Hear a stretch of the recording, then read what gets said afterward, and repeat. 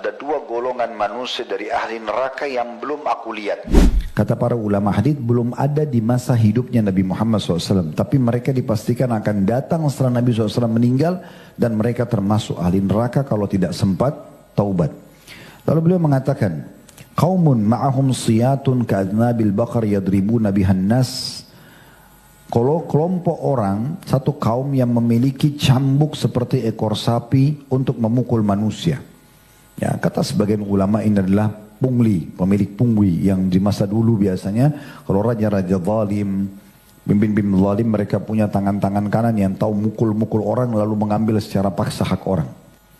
Maka itu dianggap oleh Nabi SAW adalah ya, orang-orang yang masuk dari ahli neraka karena mereka mengambil yang bukan haknya.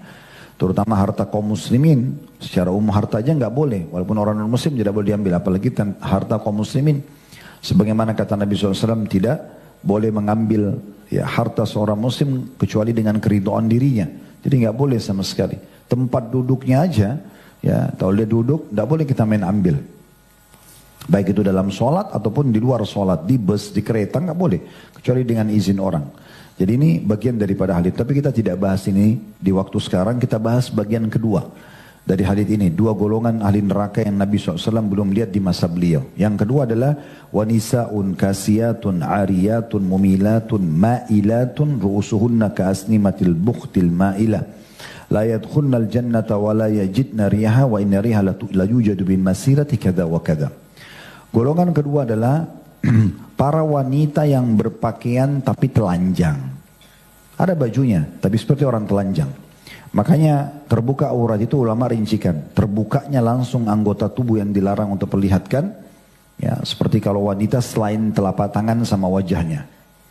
Terbukanya bagian betis, bagian kaki, ya, bagian leher, bagian kepala wanita sama dengan kalau terbuka anggota tubuhnya yang lain.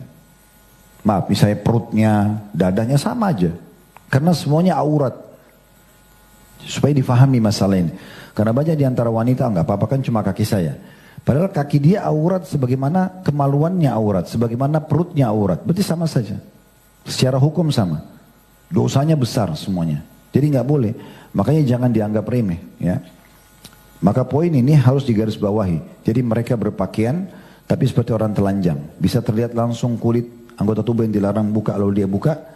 Nanti kita jelaskan juga seperti laki-laki itu ada hadis yang menjelaskan batasannya adalah dari pusarnya sampai ke lututnya. Tinggal khilaf di antara ulama apakah pusar sendiri di perut itu dan lutut masuk aurat atau tidak.